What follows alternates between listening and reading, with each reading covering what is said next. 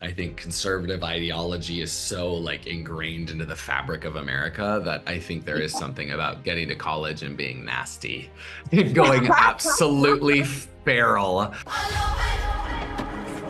Welcome to college. You can be whoever you want to be here. Can you? I'm Benny. Carmen. I'm Amanda Knox's cousin.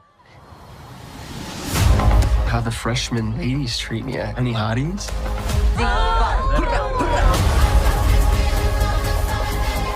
Do you have a girlfriend? No. Really? You seem like such a girlfriend guy. It's happening.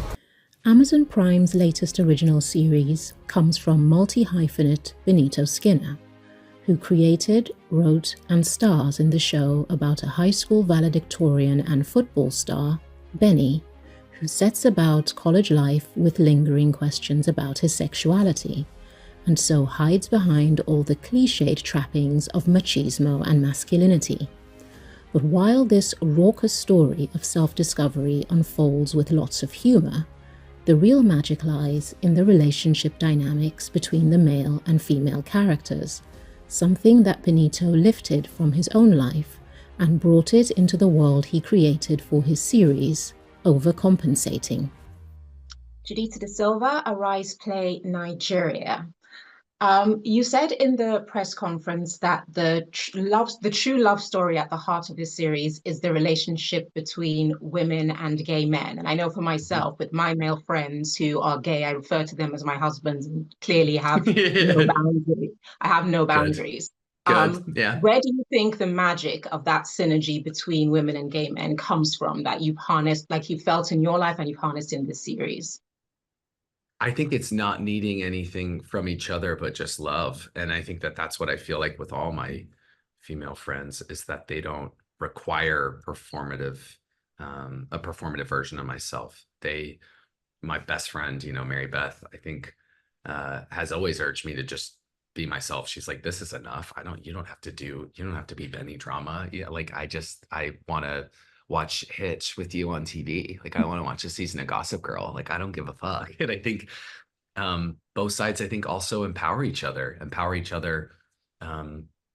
through, to find true identities and discover themselves and empower each other sexually and through their relationships. And I just think there is something, of truly not needing anything from the other except just love. And it feels truly like some of the first unconditional love that I had in my life and still have to this day. It feels like you're kind of out of sync with your life. A million colleges and you had to choose mine. Dad made me. Boy. We have to address the elephant in the room. I don't even really know what I am. Have you ever kissed a guy before? I'm starting to think I am better at being in the closet. Yes, no matter how much we try to pretend to be something that we are not, does not mean we are that thing. Carrying around all these secrets. I miss you, Grace. Don't you miss you? The series itself is loosely based on Benito Skinner's own life from when he was a student at Georgetown University. But while art imitates life, it was also influenced by life after Benito first found fame as a social media personality with his alter ego, Benny Drama, which managed to catch the attention of celebrities like the Kardashian-Jenners, as well as Benito's commentary on life and culture on his podcast with best friend and co-star in the series, Mary Beth Barone. So the journey to overcompensating now seems both inevitable and also unconventional. So you found social media fame, but also you did the traditional grassroots grafting of workshopping your material as a comedian on tour. So when you hear cynics talk about social media fame being a shortcut into the industry when you ought to earn your stripes, but then you have social media influencers saying that times have evolved, if it's a different landscape now. For you, straddling both sides of the experience, where you've actually become so famous on social media, you got the attention of celebrities like Kourtney Kardashian. Where is your position in that debate?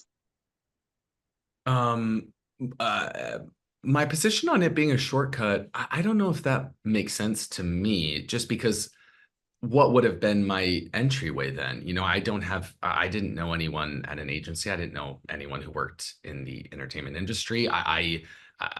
When I was living in New York, I went and I paid an agency to sign me, which is definitely not how that works. It was probably a scam. I'm like, I don't know necessarily what you want me to do other than make work and put it out there. And I think I've always seen what's on my phone. How can that not be TV at a certain, you know, that's where a lot of people watch TV. And I think I also, you know, was fortunate as I was growing up and in college, the things I was watching, it would be like Issa Rae and Broad City. And I was watching these people on my phone you know, have their own YouTube shows. And then I was seeing them make TV shows that were brilliant. And so it felt like this was so on the menu for me. So I think to discount the internet as something that's like a shortcut or is not similar, because it's so similar. I mean, so many of the things that I was able to come to this with, I had honestly learned how to do via the internet, whether that be choosing makeup, costumes, thinking about how many jokes are in a scene, the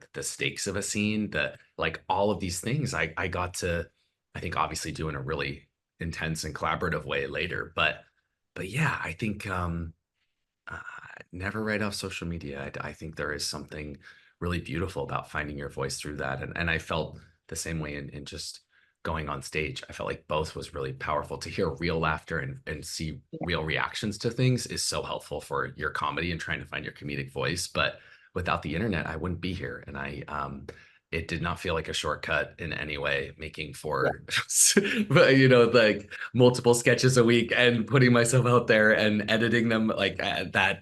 I don't know if that felt like a shortcut. But yeah. Like just a quick one, because just looking at you, this is loose, it's semi-autobiographical, loosely based on your college years at Georgetown University. Why is the American college culture so wildly different from anywhere else in the world? Because I have experience of Nigeria, the UK, France. Nothing is like America. Why is that? God.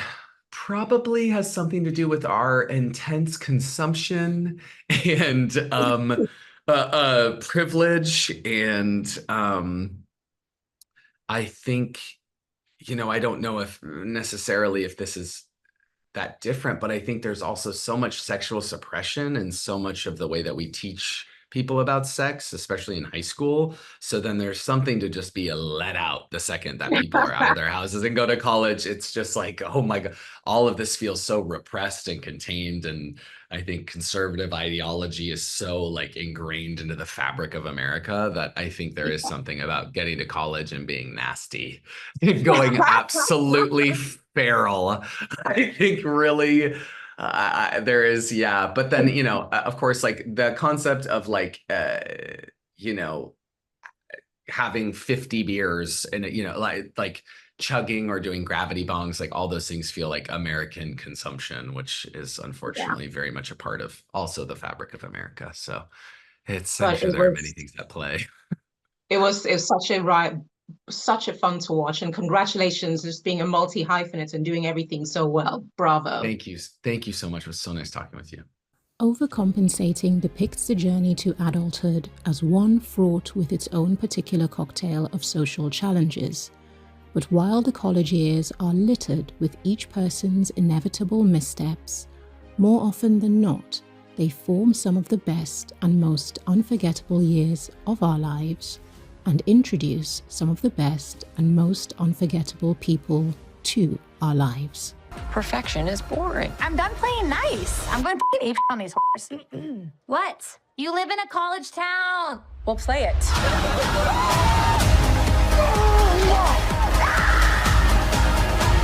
You can at least say hi. Hi. Hi. Hi. Hey, Queen. What the am I doing here? You're such a legendista. This is the highlight of my college experience. That is a tragic sentence. Oh, you know that? Yeah, my friends and I used to bird call.